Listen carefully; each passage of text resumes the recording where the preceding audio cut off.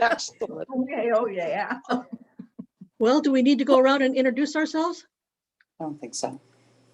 Don't think so? He was Okay, named no. with pictures. Now, Tom and The Teresa? usual suspects. Okay, yeah, except Tom and Teresa are fairly new to us. You did come to Yes. another meeting, didn't you? We never made it to another meeting. We were having internet issues, but now we're with you. Okay, good. I mean, internet. Unless- They're just across the ocean We from did Sioux meet High. Marjorie. Yeah, that's right. We met Marjorie down at the fire station one day and talked to her. Yeah, the time we canceled the meeting, yeah. Okay, and I'm not sure who, Don's iPhone, who's that? Don't know. Okay, well, let's get started.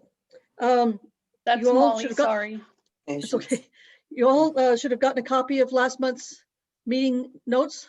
Any comments, corrections, questions? I apologize. It was in the details and not in the email part. Oh, Had to expand it. oh, okay. Yeah. All right, anything else, or anybody want to approve the minutes? I move we approve the minutes. Uh, Okay, let's see. all Good right, have a second. all Who in favor? seconded? All Aye. in favor? Aye. Aye. Okay. Well, we'll start with the new land use applications. We have two this time. The first one is on Beaver Dam Street. You know where that is? No. Yeah, some of you know, yeah. It's right down down, it's right down on, it's off of Coleman. Yeah. Just down from Tenike. Right, and almost to the old airport. Yeah, as soon not as you cross the Cedar Creek Bridge, you turn left, right there. Yeah, yeah. And I did try to go in there. It's they're wanting to replace an existing home with a manufactured home. And it's it says it's going to be farther away from the creek and elevated and sited per FEMA and floodplain standards. And it doesn't look like any particular problem to me. Oh, sounds good. Okay. Hey, let me say that when we do these things, if any of you want me to send these to you, I can do it because I'm getting them, mostly I'm getting them electronically now, so I can forward them if you want to see them. So Okay. just let me know if that's something you want. Okay, and the other one is, this is on Kleinsmith. Go down past the nursery, across the creek and halfway up the other side, where there's the flat place on the west side. Past what nursery? Dover Nursery, sorry. Go past the church. Go Okay, down and start back up the other side. And then halfway up, there's a flat place on the right. Where you get, the owner's name is Mike Fisk. And it's a forest land dwelling, a forest template test. Hmm. And this was one that came probably a good year ago for a temporary siting of two residences. And they have a kind of a nursery type business too. And now they're asking to have it approved to have the two residents both remain permanently. how many acres is there, Marge? How many acres? Oh, I just saw it. I think something like 27 or something. This isn't down here by my house, is it? No, Oh, next creek. past. Let's see. Oh, it's 67 acres. Oh, Yeah. So it's a good piece of land. What are they going to do with that? And I don't know. Well, I think they want to get permanent position to have. I gotcha. Yeah. Oh, wait a minute. That's not. So. Yeah, see the dwelling to be reauthorized as a forest template test dwelling. Oh, it's located on the northern side. And no new development is proposed in this. It's just to approve what's already there. So any thoughts, comments? And again, I can send it to you if you want. Patience, you want it?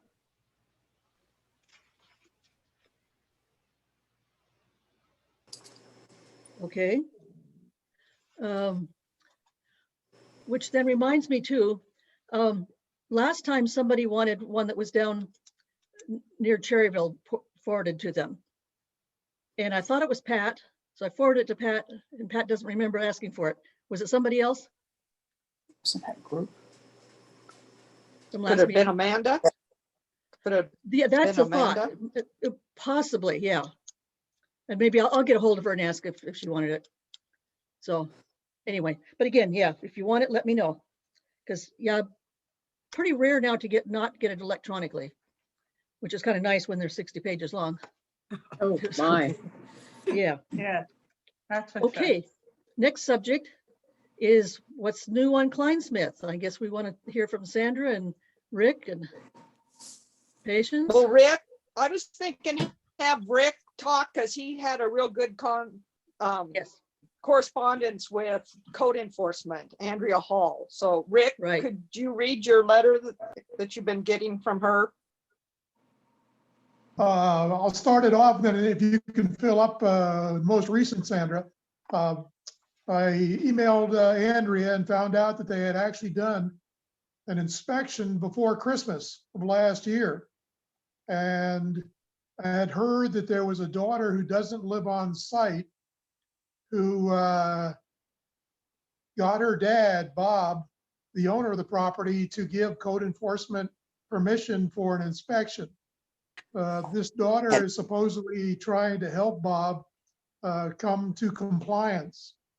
When they did the inspection before Christmas, they did find there were 4 residences on the site. One that was legal, 2 trailers that were illegal, and 1 temporary dwelling, which was the hardship.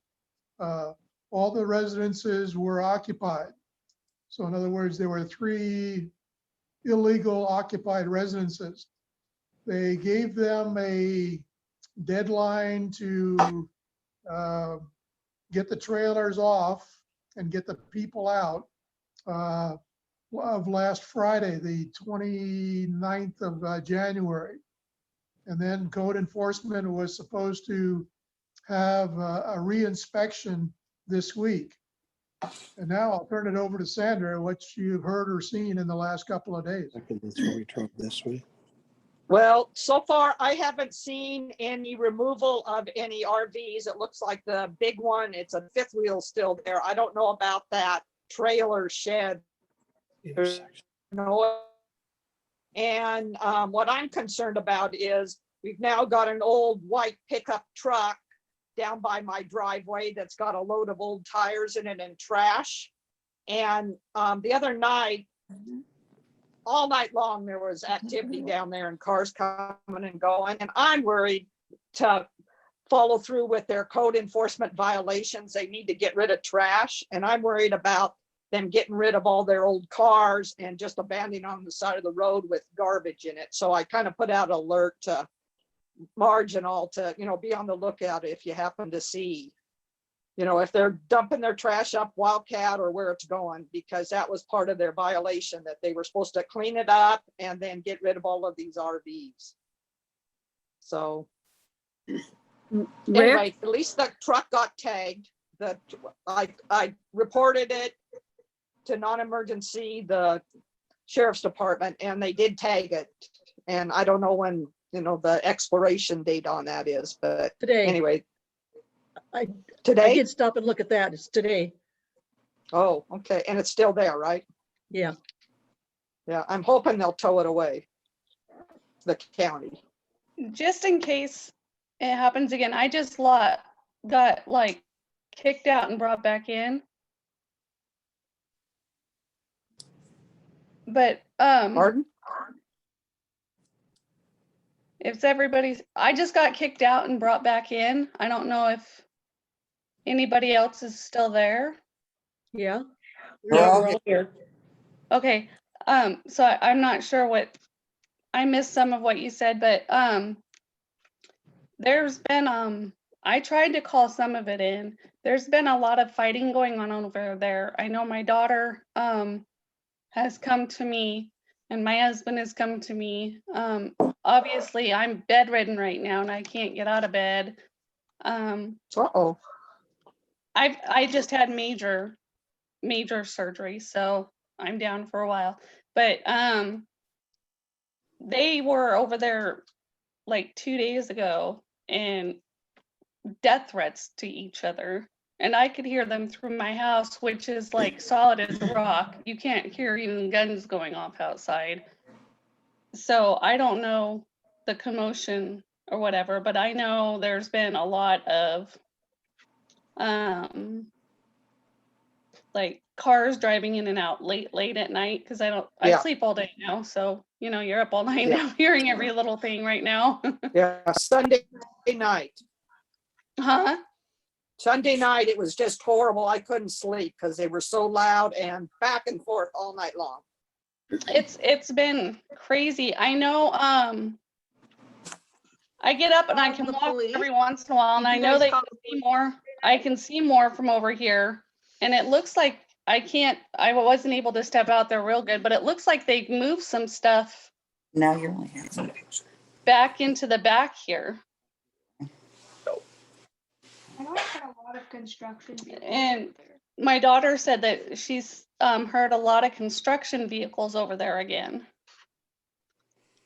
So I haven't been able to get out there to look, obviously. But I don't know if we can have somebody, you know, that you can see everything from over here.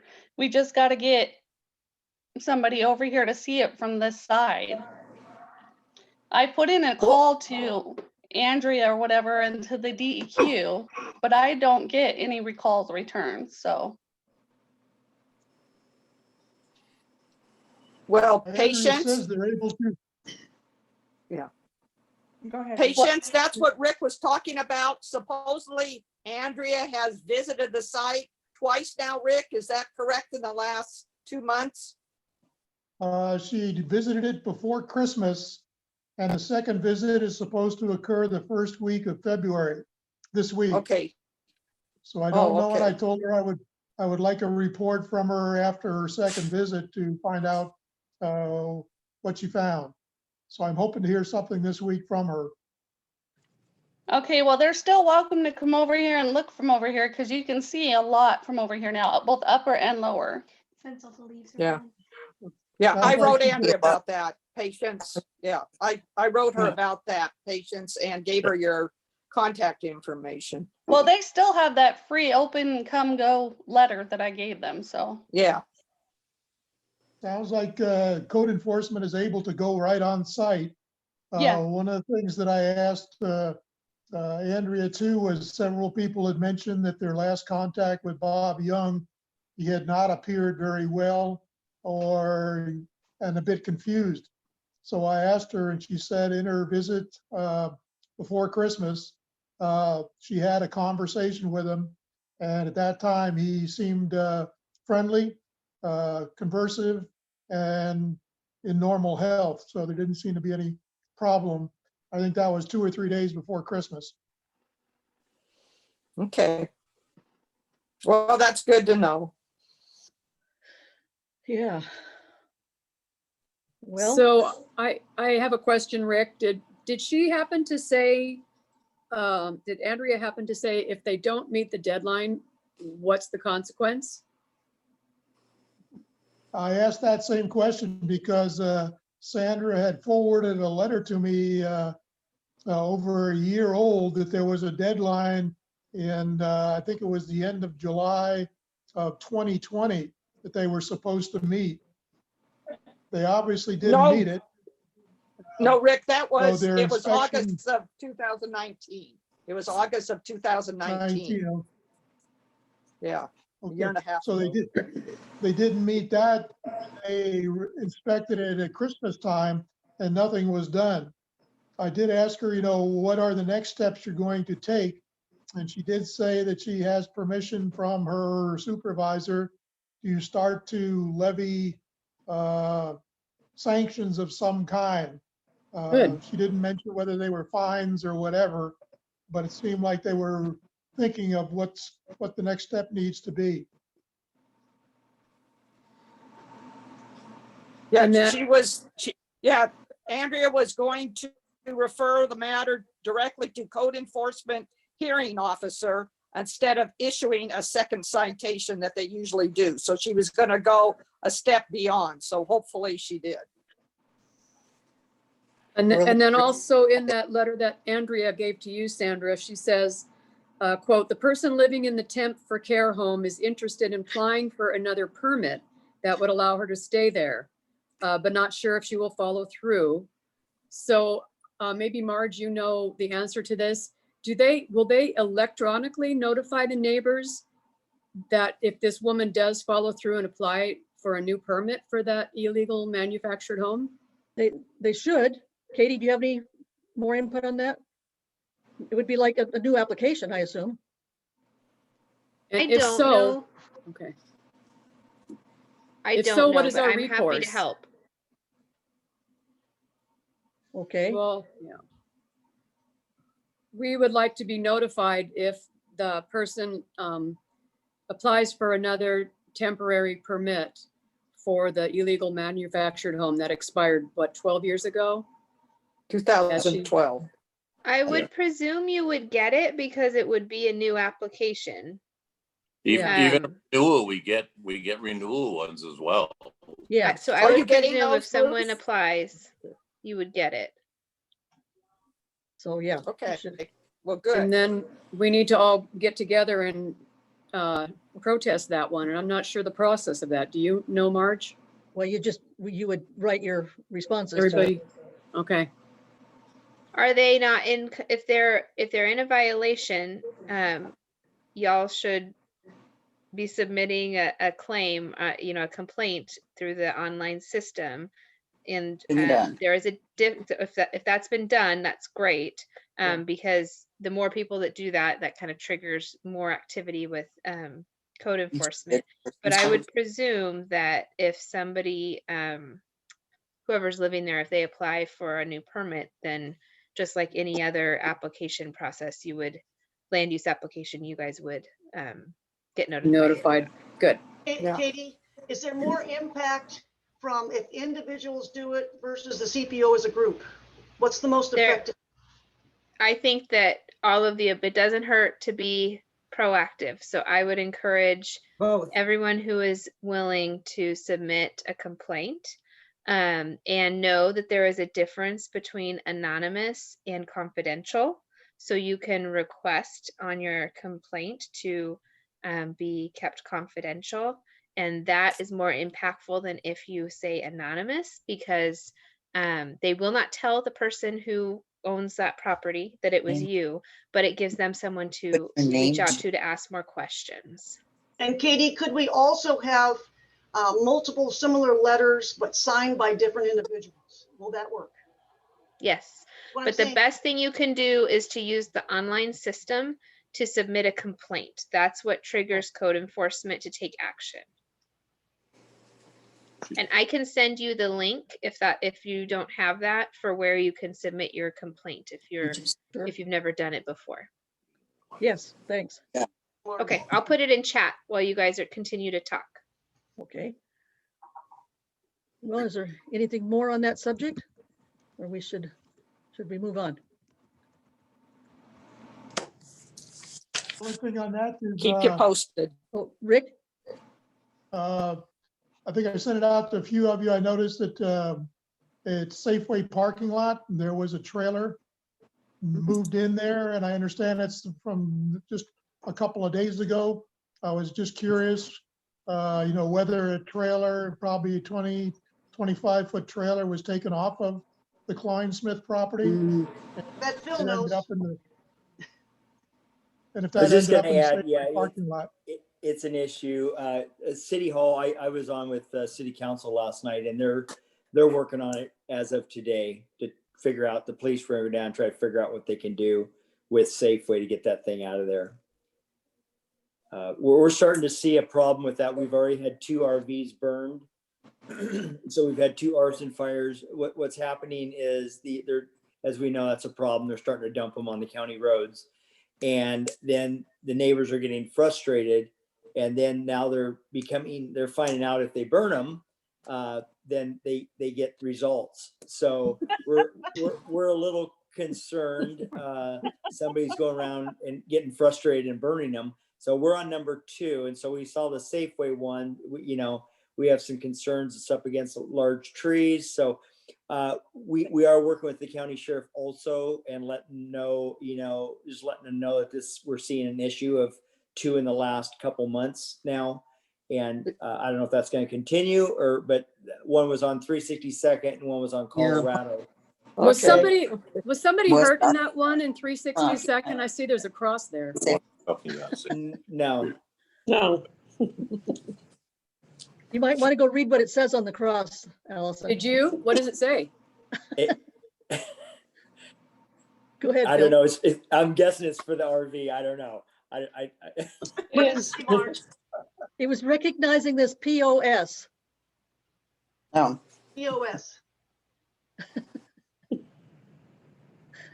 I'm not going to say it. Oh, use your I gotcha. imagination. Okay. Nice memorial. Yes. Okay.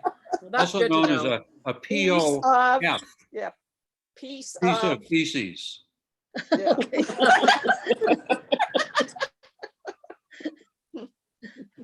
But you said 362nd and Colorado. Yeah.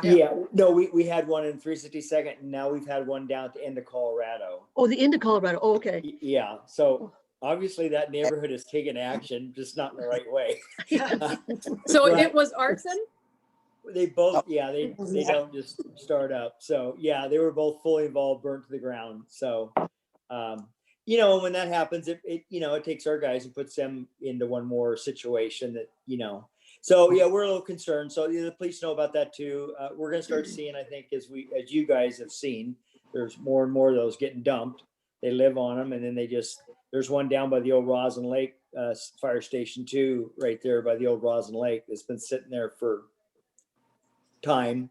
It'll probably end up being burnt also, but It's neighbors with a can of gas that are frustrated.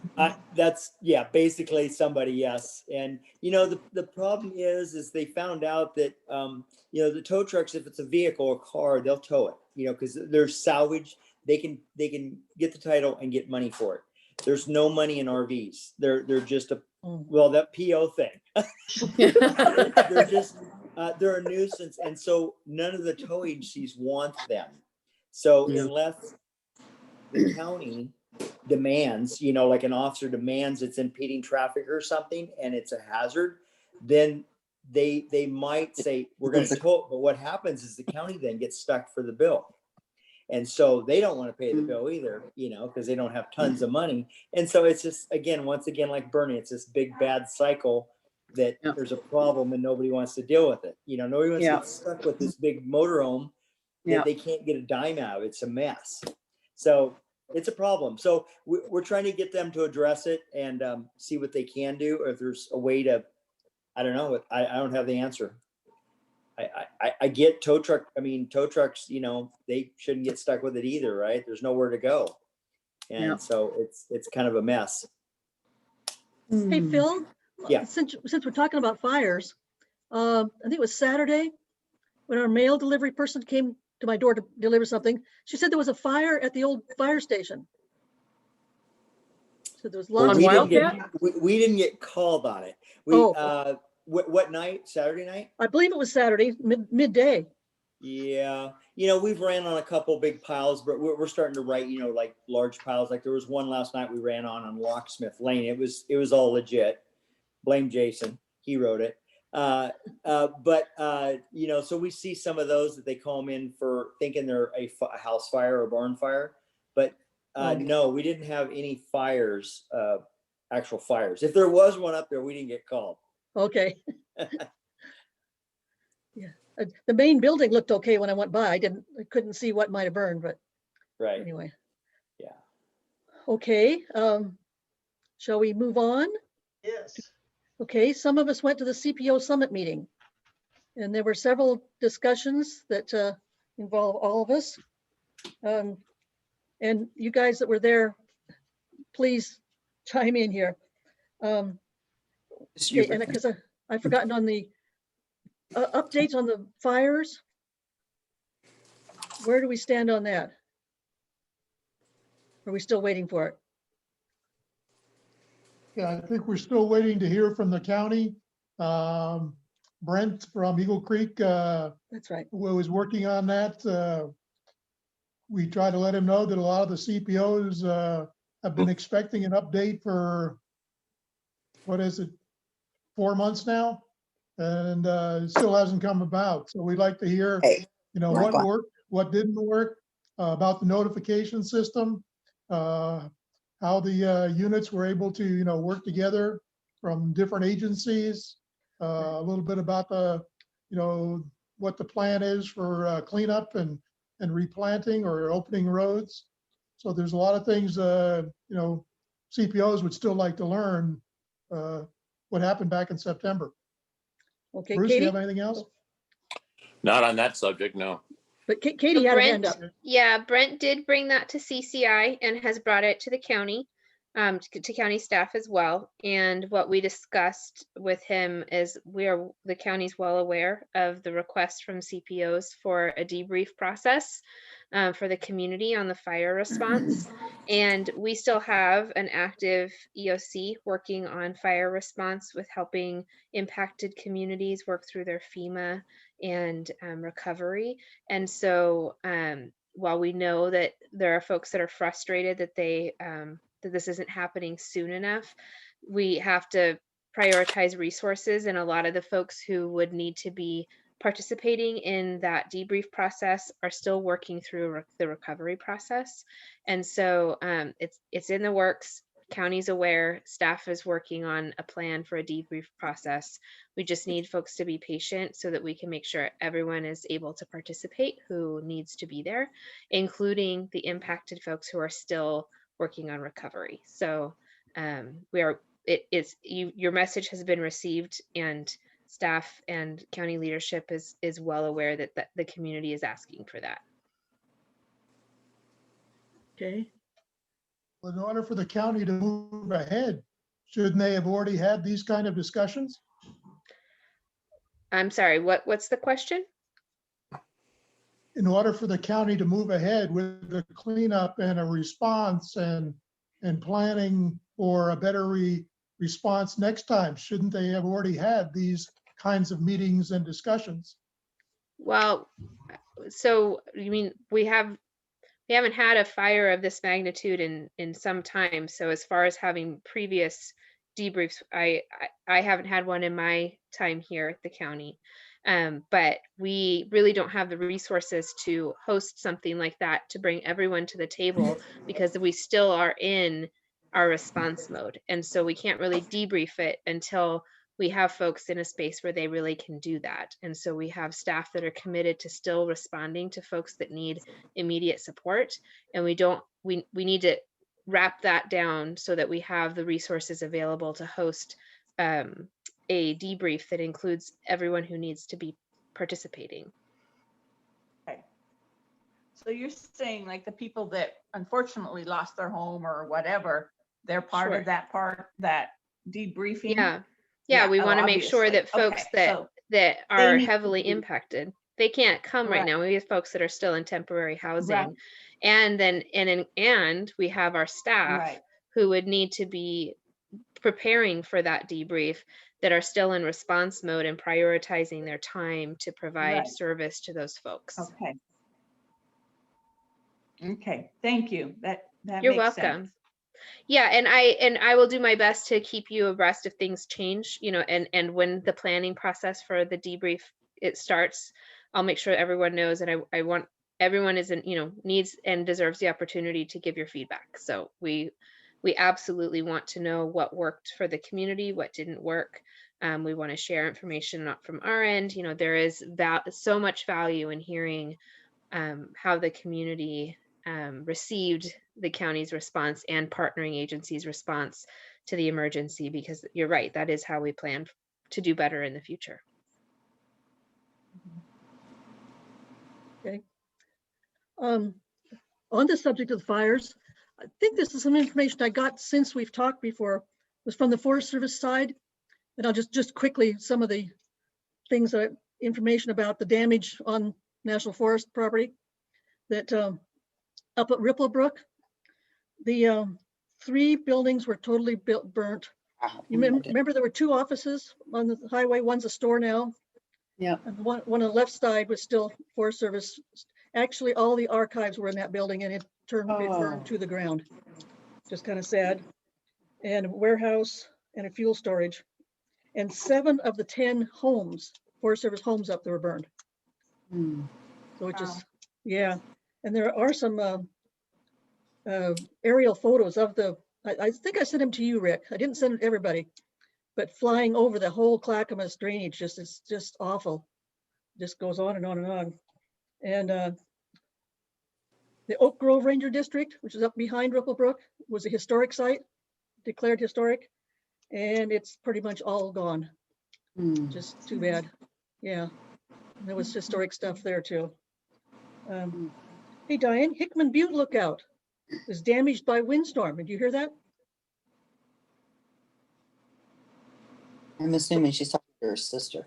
Wow. Yeah, yeah. I mean, we went up there and looked at it. It's beautiful, historic. So what kind of damage? It doesn't say, it just says it was damaged by windstorm. Okay. But anyway, and Timberlake had a lot of damage too, the Job Corps. But it was just interesting, more stuff that we won't see for quite a while. Do you hear any of that stuff, Phil, about when we might be able to go up there again? I don't know on that. You know, as far as the fire operations side, we're all anxious too. I know, like Katie said, there's just a lot still going on that everybody's trying to put this together. There will be, the Clackamas Fire already did one debrief, a few hour, a whole morning on kind of lessons learned and what they did. I know, like I said, Nancy Bush is working on the emergency management side. And I think at one point there'll be a nice program that we can put out to everyone and you know, the good and bad. Also, the Fire Chiefs Association are working on one. I think they've put Molal's chief in charge of that, but same thing, you know, what worked, what didn't, communications, just the whole thing. So I think everybody's anxious, but there's just a lot of work that's still being done. And then with COVID, people being out of offices, there's just a lot going on right now, but I think you'll see some good after action reports that would be good one way or another, whether I can get it and you know, share it with you guys or we have the county come out. Yeah, Nancy Bush is really good about coming out and doing that too for anybody. She's the head of emergency management. So, or we tag team it and do it together. So we'll get back on that portion of it and do that.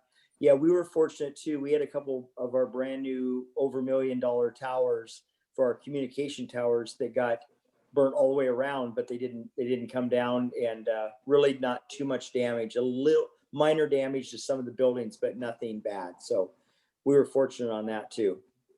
All right. Yeah. Defensible space. Okay. Yeah. Okay. Well, next item.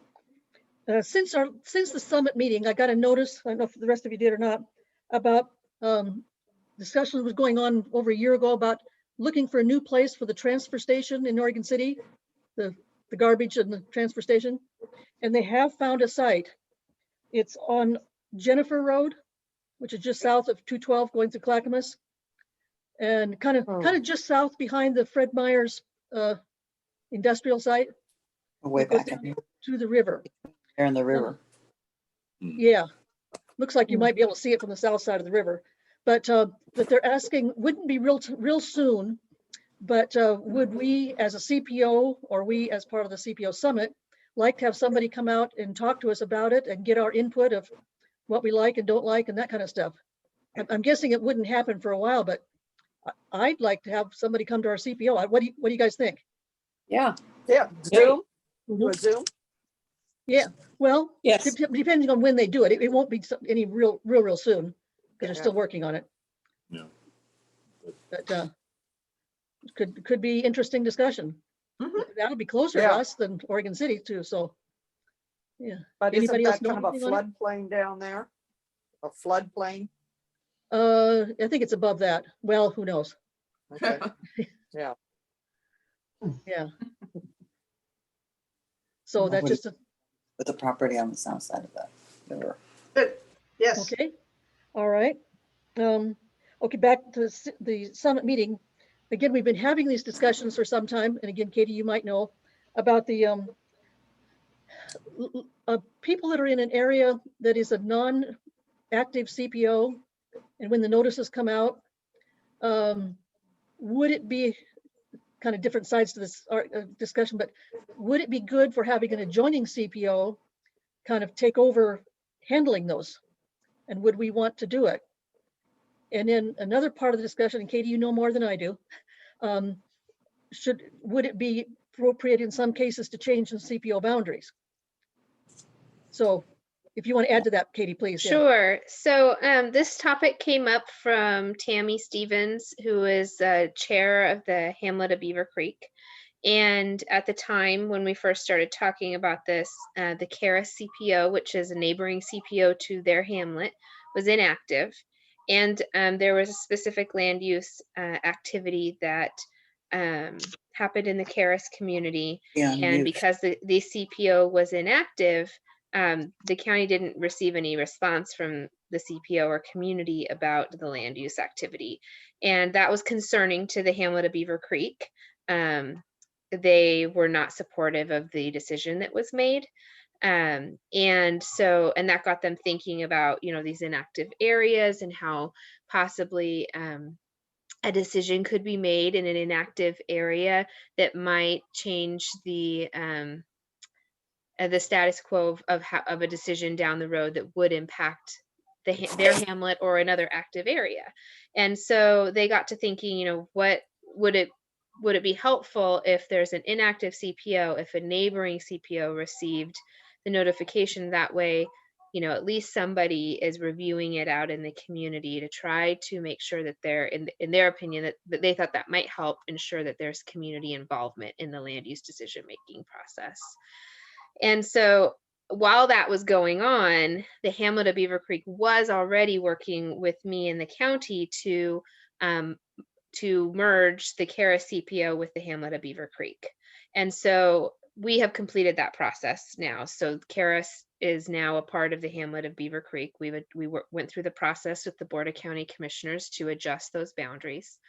But the question still is, how can we improve community engagement for the land use process with these inactive areas? And so what we've done, we brought it to CCI, the Committee for Community Involvement. We've been discussing it at our meetings, and CCI had some concerns that perhaps this doesn't really solve the problem because those areas still aren't represented. Is it really community engagement if a neighboring CPO is providing feedback for the area? Is that any better? That was one of the questions that CCI was asking. And so some of what CCI is looking at is a long-term strategy to do engagement in those inactive areas to bring the community up to date on what the CPO program is, encourage them to participate, and hopefully put together an active board, or do engagement to adjust boundaries with the neighboring CPO like we did with the Hamlet of Beaver Creek and Karis. We also did one with the Sunnyside United Neighbors and the West Mount Scott CPO to merge these inactive areas with a neighboring CPO that is active and working well. And then maybe talk about doing as a short-term fix this process where we could notify a neighboring CPO if something was happening in that inactive area, so that folks are aware, folks can give feedback, but have a long-term plan that is more concrete than that. And so we're working on that. We've provided, CCI is looking at an updated CPO map. I also sent it to the CPO Summit so that everyone has an opportunity to look at it and to start thinking about these inactive areas. And you folks out in the community know better than I do, what might be a better solution. And so really to start this conversation with the CPOs about how can we increase participation and hopefully come up with a situation where our map doesn't have any inactive areas anymore. That would be a great long-term goal. So Karen with the CPO Summit asked how the CPO Summit could help. And so I asked her if she could have participants reach out to their CPO membership and start these conversations, because that type of feedback is going to be really helpful to CCI and the county and how we address this issue. Yeah. And I Other don't think there's any one questions? answer. There's different solutions for Yeah. different areas. Yeah, and I think that was the thing that we really wanted to address, is that this is not a one size fits all problem.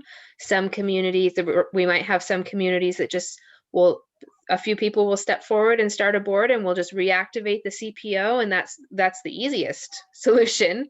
But if we don't have folks who are able to do that for whatever reason, we can do some engagement, send out some surveys, or host a couple open houses someday when we can be together again and talk about it, and maybe merge with an active neighboring CPO. That way you need less volunteers to keep the meetings going. You know, if we expand the size of the CPOs, that doesn't work in every area. We're not trying to force people to do it, but it is an option to consider, is to adjust the boundaries so that we expand the active CPOs so that these inactive areas have a meeting to go to talk about land use. I also got the impression at the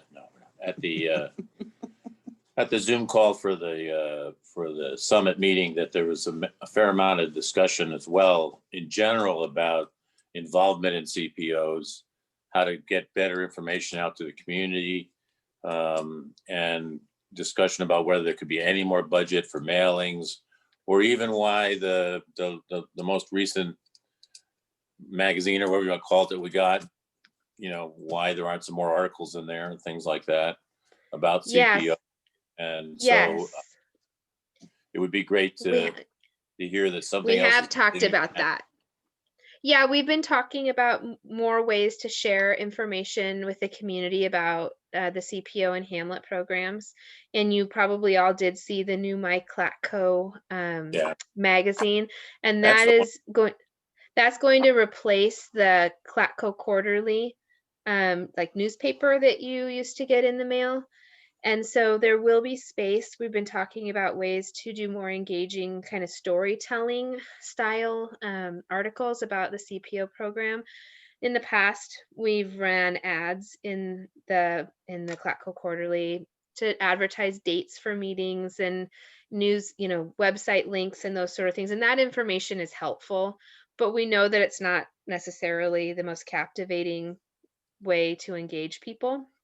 And so more story type stories are ways that really show people like what they might be getting into if they went to a CPO meeting. So telling a story about something that a CPO did. For example, the Hamlet of Beaver Creek, you know, they also operate as their CPO, creating meals for kids that when schools shut down, or when you have the Malino Hamlet, who operates as their CPO, you know, hosting a pancake breakfast, or, you know, just different things. The Redland CPO hosting a community gathering to talk about the militia and law enforcement response during the fire. You know, there's ways to like tell stories. We could even go as personal as to interview a couple of you who are on a board and why you think it's important, and to really put a personal level on it. Those types of stories captivate people's attention more, and could start a conversation about, you know, encouraging volunteerism in the community.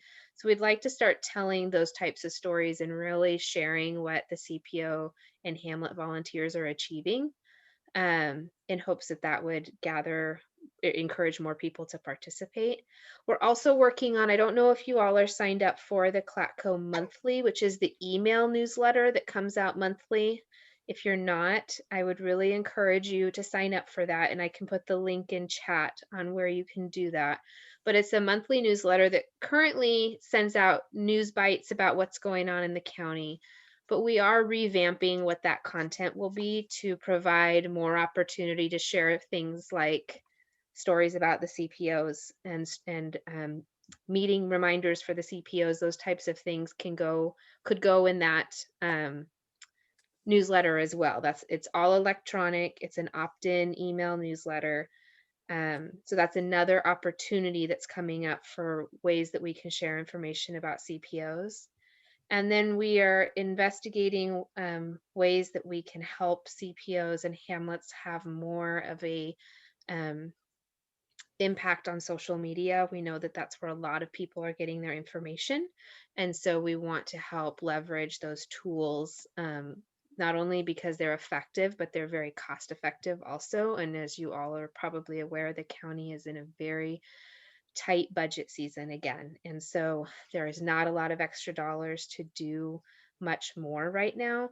Mailings are another option, but they're very expensive. And so we want to we want to try to leverage as many of the less expensive options as possible and save mailings for when there isn't another option at this time anyway. So we really are we're doing a lot of exploring as to what other tools might be effective to increase participation for the CPOs. You got it. Thank you, Kate. Yeah, you're welcome.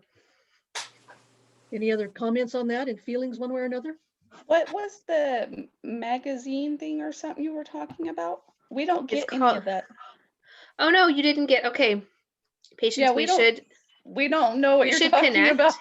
Okay, it's called the My Clatco magazine. We've only put out one so far. And did you ever receive the Clatco quarterly newsletter from the county? It would have come in the mail and it looked kind of like a little newspaper. Well, interesting. I'd We love get to chat with you personally about that because I will figure out why you're not getting it. That's why I was kind of like, what?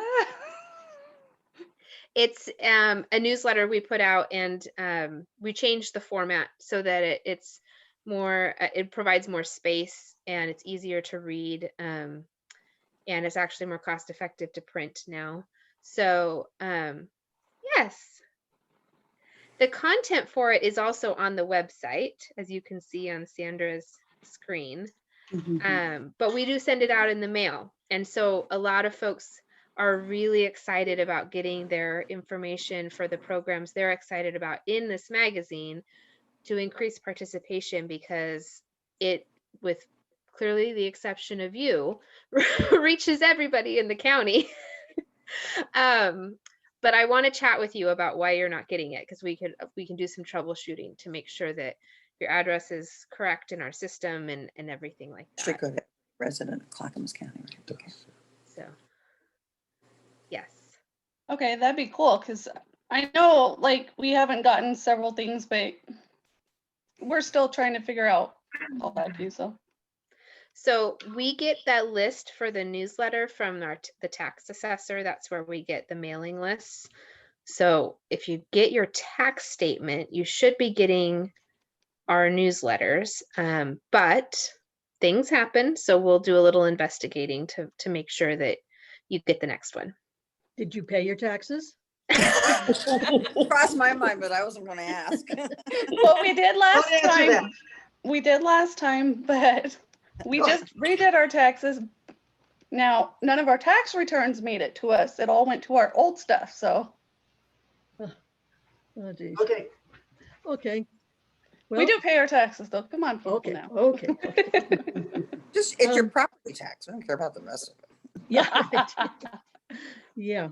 There was another subject at CPO Summit, and again, you guys helped because, I was in and out.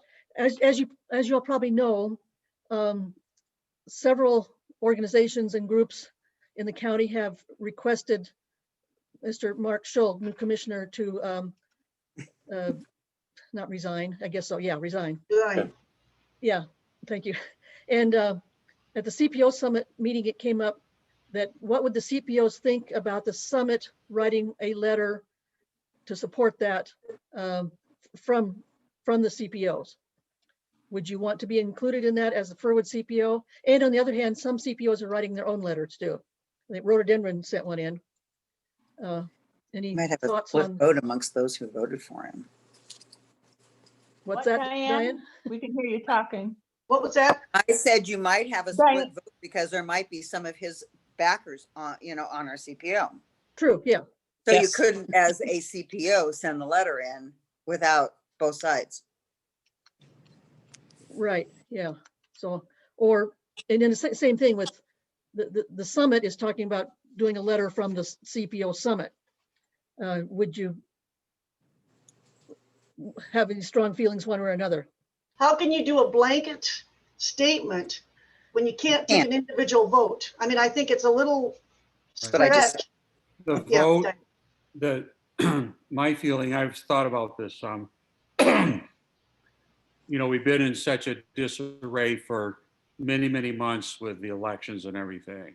I think if we were to do something like that, it would disrespect the individual's right to vote. The man was elected, and if folks don't want him, then he needs to be elected out. But I don't think we can do a blanket. see, I should have spoke up. So just to clarify what the rhododendron CPO submitted, and I think their letter has been posted a few different places, so you may have already seen it. But they wrote a letter, they took a vote as a CPO, and they wrote it on behalf of the CPO members who voted to ask for his resignation. And there are a couple other CPOs that have done that. The Committee for Community Involvement also did it. They only signed their names. They did not claim they were speaking on behalf of other people. And the Far West CPO submitted a letter. And I think there might have been one more, but it's slipping my mind who it's from, so I don't want to speak. But that's how they did it. That's what the content of the letter was, that they were supporting the Board of County Commissioners' censure and the Board of County Commissioners' recommendation that Commissioner Scholl resign.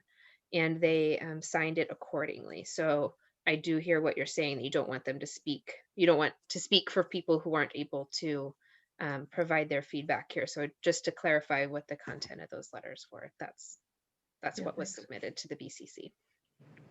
Some of it also, the discussion was around the fact that whether you believe or don't believe some of the stuff, the fact was that people's perception was that the Board of Commissioners were spending an awful lot of time on this issue, and that the county has some bigger issues to fry, and that somehow they should get this resolved, and more quicker the better. And interestingly enough, if I understand it right, he voted for the resolution to resign. True, yeah. His own resignation, but he has not resigned. So I thought it was censored. I didn't think resignation, wasn't it they voted for him to be censored? And what is censor? A slap on the wrist? So No, I think the board does not have the ability to remove a board member. The process to do that is there can be a recall from the community after he's been in office for 6 months. So what they did is it's called a censure, and you're right, it's them officially taking a stance on what happened. And as part of that censure, they recommended, or they asked him to resign. And then they took a vote on it as a board, and it was a unanimous vote in support. So Commissioner Scholl voted for it. So that's what Bruce is speaking about. Just to add some more information to that, if there is a recall, it has to wait 6 months to get the petition out. Once the petition is filed and verified, then an election is scheduled, which is probably another 3 to 4 months. And so you're looking at almost a lost year if we go through that process. One of the things, if you've read some of the transcripts of the last meetings or watched the video, there seems to be an awful lot of time spent at county meetings dealing with this. And one of the issues might be that the county business isn't getting done. Whether whose fault it is, that's up to everybody to decide themselves. But the idea is that the county has a lot to get done with fires and with COVID and with a budget shortage. They don't need to be spending their time on this. So the letters that came from some of the CPOs mentioned the idea that Shull had already voted along with the rest of the board that he should resign. That plus the idea that county functioning is suffering led them to say, best to remove yourself for the good, whether you agree with his position or not, for the good of the county.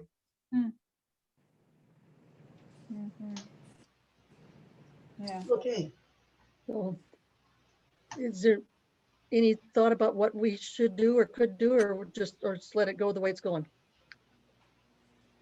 I think we ought to just, we discussed it. We know some of the issues. If they want to do something personal, we could do it individually, but I think we That's ought true to too. move on, you know. Yeah, Question might be in future CPO meetings, if we are asked to join the CPO summit in supporting a letter asking for his resignation, would you be in favor of that? Or would you rather not join a CPO summit letter? that's true. Yeah. It's kind of awkward, isn't it? I guess maybe this sounds, I don't want to go down too many rabbit holes. I just paint this picture, and I understand everything that's going on, but here's a scenario for a slippery slope. Someone's elected into a position, enough people that are vocal don't like it, or maybe it's a referendum, or maybe it's a bill, or maybe it's a law.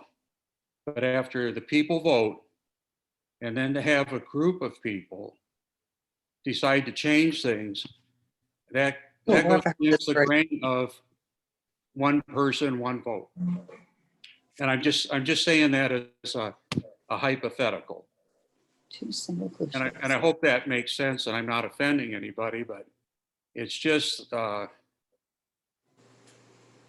well, there's a lot going on in our country. And if you're not the vocals and the ones that are outspoken move things, and sometimes those things may not be going in the way that the using the old expression, the silent majority might have. I hope I'm trying to make a little sense, because I agree the man was inappropriate, and but there are avenues that are in place, even though it may take some time. There are procedures in place by our laws to remove a situation. But to be doing all this, you know, for example, we're what, 16 people tonight or 15? For us to speak as a CPO, that sends a message that we're representing all the hundreds of people that live in our boundary. And that's really not the case. So that's just all I'm saying. Well, do you want to just think about it for a while and maybe discuss it again? Next Well, meeting? we could just take our own personal action. I mean, I think we ought to just table it and do your own thing. Okay. It doesn't sound like we have a consensus for our group to send a letter. Right. Yeah. Okay. We leave it at that. Any objections? No. Okay. All right. Okay. Some of you know there was, we're talking about emergency exit from our area, ways to get out. And it came up that the road going north from Bryan Ranch Road, it joins in, it would join in with McCabe Road. And the county agreed to come out, and they said there was a county right of way. And they agreed to come out and look at it and see, you know, if it looked like it would be a possibility to get an exit that way. And they decided, no, it's not. It's too steep. You'd have to really reroute it and get out of the county right of way and into people's front yards and all that stuff. So that is not a viable exit route. We have had a few discussions about Dowling Road. That's a possibility. And the county person that was working with Gordon was the one that was working on that. Where's Gordon? Yeah. And county guy was Mike something, commented, yes, it goes through Weyerhaeuser land, that maybe we could get a recreational permit and get keys to the gate. Now, another neighbor who hasn't come to a meeting yet, but before we even had this discussion, he brought up the concern about exit. And I mentioned it, and he said, well, he thinks he knew somebody in security at Weyerhaeuser and he'd talked to them. And I don't know that he has yet. But anyway, that's where we stand on that. Any more ideas, thoughts? It's, let's see, who knows? Anybody know, is Dowling drivable these days? It used to be, but been talking about alder trees have grown up. Have to ask Philip? some. Yeah, I'm not sure if it's drivable. I think that's something you'd have to look at. You know, one Yeah. thing is getting the, like you said, the Weyerhaeuser is probably not the big, well, it could be an issue, but I think it's more of a four-wheel drive. I mean, to actually have it where, you know, it'd have to be compacted gravel and actually be usable, I think it's. We couldn't take our trailer up something like that. Yeah, it, you know, a lot I remember that used to be like a four-wheel Cookies drive are ready. only. Oh, And now that things have grown up, I think you have trees growing up in there. I haven't been down in a long time, way back. Yeah, I don't know. I mean, it's an option, you know, you could look at, but I think there'd be a lot of money and a lot of work that the county's probably not gonna, I don't know, probably not gonna do. yeah. In a way, we were kind of talking about it as doing something as neighbors, but and the county doesn't have rights on it either, so. Right. Off the road. That Right. road used to be very drivable. Yeah, way back. I mean, but that's We're just older been than you. So the scenario, if that were passable, the scenario would be somebody's got a key to the gate. If there's an emergency evacuation like there was, there'd be designation of at least a couple people being able to open it. Is that kind of a scenario? Right. I mean, it wouldn't be open all the time. It's only with emergencies, correct? Yes. Right. Yeah. County emergency, yeah, for a state. Well, when Gordon came over to visit the other day, Rick and Gordon talked about that and the idea of, you know, maybe even like a sheriff or the city police or someone might have that key in case of an emergency, or fire department or something, if that's an option. But again, if the road's not passable, you're not able to use the road, it wouldn't matter, obviously, but that was a thought. Yeah. So, any other options anybody knows about? There is the road that above Hope Lake that goes over to George. Yes, and I've been about 3 miles up that road. I've never gone any further because I'm always walking. So I don't know if that's passable. If somebody has one of the permits where they can open the gate and drive through, we could give it a try. Mm-hmm. We did go that way on one of our Dover history group meetings. What was his name? I can't remember it. Would he work for the county or? Oh. Anyway, we did drive through there as a group a couple years ago. And you could, and it was passable then? Yeah. Uh-huh. Okay. You know anything about that one, Phil? That's, I think that's a pretty gate, rough. gate I think that's 47. Yeah, I think that's pretty rough too. You know, go down through the creek and back up to George. The problem is too, is most of our fires come from that way and the wind blows from that way. And so then you get people trapped in a bad situation, you know? True, yeah. And I mean, it's always worth looking to have options, you know, because there's just not a lot of options up there. Right. You know, and yeah, I'm going down Bryan Ranch Road. That bridge went out years ago. Yeah. So that's kind of where we are with that, but any ideas and thoughts are needed. Can we get a big helium balloon? Helicopter. Helium, right. Helicopter. Good luck. Okay, helicopter would be better, yeah. Good luck with all the livestock trailers. Drone. With all the what? Livestock trailers. Oh, okay. Oh, yeah, right. Okay. I mean, Well, that's the unfortunate part is what happens is somebody does, you know, their horses and their animals are obviously very important. And what happens, it's not a proper road. You get one person to go up and try it. And now everybody's blocked and trapped. And now it's a real mess, you know? So, yeah. Okay, I think early detection and getting you guys out of there, you know?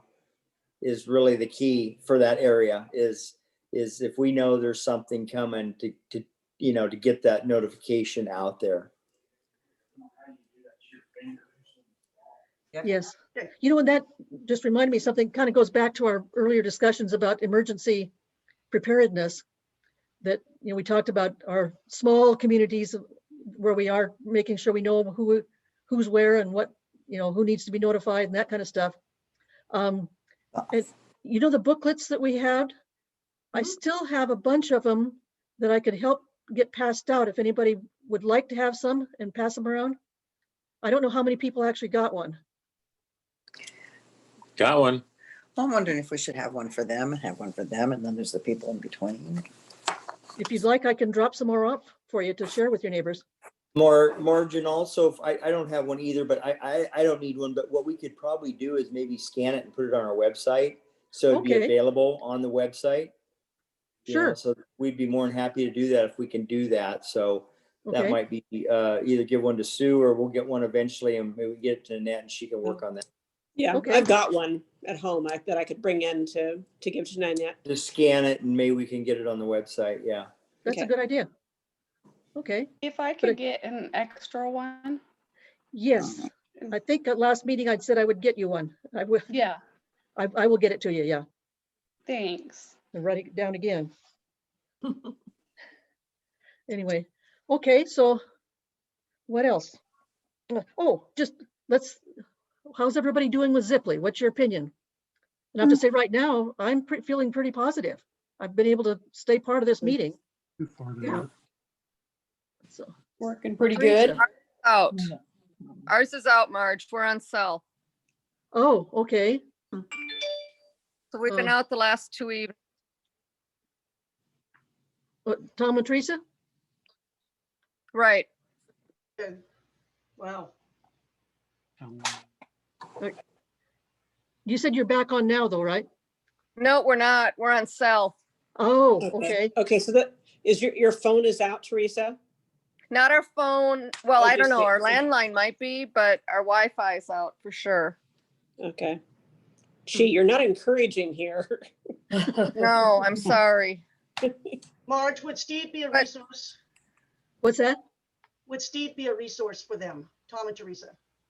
Someone to Steve. call. Steve. From Ziply. Oh, that's Steve. Excuse me. Sorry. Yes, the one of the main guys on the ground who's fantastic. I have his phone number. Oh, good. That'd be wonderful. Yeah, it was quite some time ago that he had said to people when it was still Frontier, don't call that number. Just call me directly. I'll be right there. Oh, And that'd be fabulous. And when I called the Because other day, I called yesterday and was on the phone for hours. And then they set up an appointment for February 9th. You know, that's what I got too. And I'd like to get that number too, because okay, this has been insane. right. Yeah, Agree. Yeah, when I called after my last Zoom meeting, when I wasn't getting good contact, told him my problems, could I get some help from him? He said, well, you're gonna be there in about 20 minutes? Okay, he showed up. They'd been working up at Hope Lake. They said there was a lot of problem after the last power outage. And so they Well, were- I got told that we were out for 4 days, and then I got told, well, yours is coming all the way from Tigard. And I was like, how can I be coming from Tigard? Oh, the person? Yeah, and then they were like, well, we can't help you reset your box. And then 2 days later, they were like, well, here, do this in your box. And then they sent us 2 boxes. And then it was like a week before we had any internet service, but our phone would get it in my room, but then we'd lose it in another room. And then they're supposed to come out on February 9th, but we were told it was going to be $20 a month more. And then by one person, $10 a month more. So I told them, look, just send somebody out here so I can talk to a person on a face-to-face. Okay, Now well, I'll I'm get you- being told that I've got like 3 different people coming to my house at 3 different times, and Okay, we'll get you Steve's number. I don't even know Steve's last name, but he's pretty good. Oh, would love that number. Yes, I've written you down here. Okay. yeah. Thank you. When he came to my place, they checked it and said, well, it looks like you're not getting Normal stuff is fine with the internet, but with these group meetings, it wasn't working. So he had me plug me directly hardwired into the router, which is why I'm sitting in the bedroom now, because that's where the router is. So to see if that would make a difference, and it looks like it really has made a difference. Okay, So Allison just put up his name and contact information. I know it Yes, says, I'm taking a says picture of it Frontier, right but it- now. and I can't, what is his name? I can't see it. Steve Corliss. Corliss, Thank okay. you. Poor Steve. What does he work for, Frontier? He's It kind of used to be well-known. This is his old business card, but it's actually the same contact information for Zipley. Okay. Yeah, that mobile number is the same one I've got, I'm pretty sure. Yep. Yeah. And he's very familiar with the area. I'll knows- call him tomorrow. Yeah. By the way, fact- this is Tom. We are really grateful that Zipley came out here and installed. It's really made life better. But I think the issue with Zipley is their office. When you try to talk to them or you try to schedule appointments or try to get installed, that's when you get into weird loops where you're getting emails for appointments that were for 2 days ago that they didn't show up for. It's just that kind of stuff. But once they get here installed, the guy was awesome. They came and installed and it worked good for a little while. Yeah. Uh-huh. Well, and up here, we don't have as much strength as if you've got fiber to your house. Yeah, we don't have the full. We're That's grateful. not going to happen. Yeah. Libby? I had a problem with static on my other phones. The one that was connected right to the modem was working fine, but the others, I get static when I had the internet on.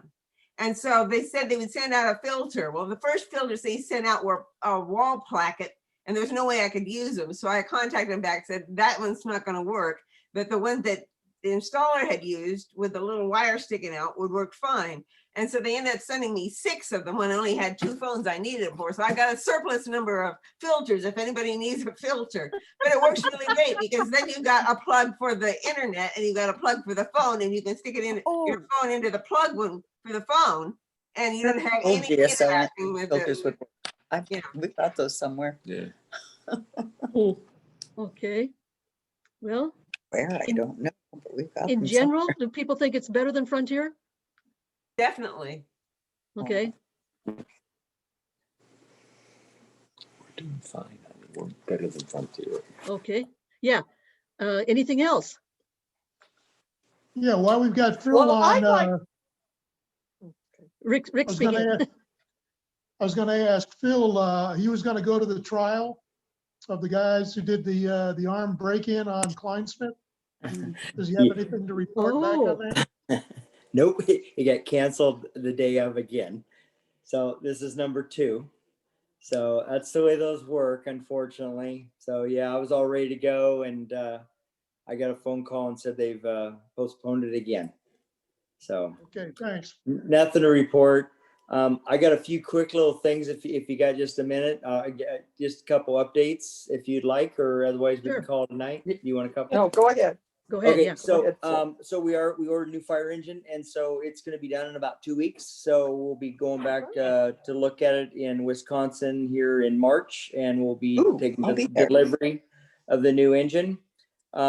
I am happy to say I've mentioned a couple times, but we have about 3 nights a week up in your area. So we have volunteers somewhere between 2 and 4 staying 3 nights a week, and sometimes 4. So that's been great. We also put a quick response rig up there. So if they only have 2 and they can't take an engine company, they can at least take the quick response rig out for like CPR or medical. So that's been a Nice. real positive thing. I was going to mention one thing Clackamas did just, and I didn't know about it either, but Clackamas Fire was, Jason, you probably know more than I do, but I think they worked with Clackamas Community College, but they ended up getting a grant for a 20-person hand crew for next summer that we're going to have at our usability. So if we get a fire, we can dispatch these 20-person hand crew out to help us. So I'm pretty excited about that too. That's going to be huge. And it's for about 3 years. Yeah, for a 3-year grant. So there'll be temporary employment. They're going to train 20 people and have them ready to go during the summer fire season. And they're going to be in our area, in the Clackamas area. So if we do get a fire, we can request them and use them. So that's going to be awesome. Yeah. We're starting the budget process as always every year. So that's always a fun time, but that goes for a good few months. We're continuing talks with Clackamas Fire. As you know, we've been doing an IGA and intergovernmental agreement for a few different contractual. They've been doing the command and control and our training for us. And so that's coming up in June to end. So we're in talks with a couple of board members from each side and some chiefs to try to keep that going. And it looks like we'll probably sign another 2-year to kind of stay the same as we're going, and probably add fleet maintenance. It's going to be a better maintenance for our engines and quicker turnarounds, and for about the same price that we're using now, the company. Hoodland Fire hired a new fire chief. He was originally out of Baker City, and then Rogue River, correct, Jason? He's been about 7 years at Rogue River. So I got to be on the board to help place him. Jason actually worked with him back in Baker City. Sounds like a good guy. Hopefully he'll get Hoodland on track and back where they need to be. So he started a couple weeks ago. So he's up there and running. Estacada, as you know, is going back to Estacada Fire for themselves. They have, we're all trying to help a little bit to help them. They got a long process to go to be there. They're basically starting a brand new fire department. They've had they contact all their old employees and see if they wanted their job back, and all of them declined to stay, and they wanted to stay with Clackamas Fire. So they're starting from scratch. So they knew they needed to get a chief on board. So they're the interim chief at Hoodland, before they hired Jim Price, is now going to go over to Estacada and assist them for a good few months. So he's a pretty sharp guy. He has his own consulting business. So he will get them at least started on the hiring process of starting the fire station back up. So Clackamas is doing everything they can to help, and they've also altered some of their budget already to give them money back so they could start hiring people and start training people. But they plan on taking over July 1, which is a huge undertaking. So yeah, I think everybody's going to kind of sit back and see how this is all going to go. But we've offered to help with some of their, they've asked for some of our policies and different training type things. And so we're doing what we can to help them. And I think that's about it. I was just trying to give you a couple highlights here. We already talked about the RVs burning, and unless you have any questions, I'm good. Okay. I got a question. This is off that, but does anybody know what the future plans are for that area that got clear cutted? That's right there at Dead Man's Curve across from the intersection on Bornstead. What's that going to be? I don't. Nobody knows. I was surprised myself. Yeah. I hadn't been up there for a while, and I drove up there and went, oh my goodness.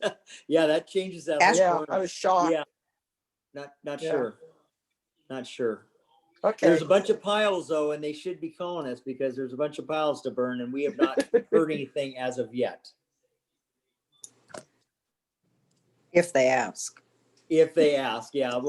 We'll get a call if they just do it, but yeah. Okay. Well, anything else? This is kind of off this, but does anybody know of somebody you can hire that will clean gutters and roofs of all this storm debris? It's just, we're getting too old to be getting up on our roof. If anybody knows of anybody or a kid or something like that does roof, you might call, cleaning and put moss off. And the ant farm in Sandy, they have the kids co-op that works. Right. They're teaching kids how to do jobs and stuff. They're right there by the Big Apple. They're right across from the U.S. Bank.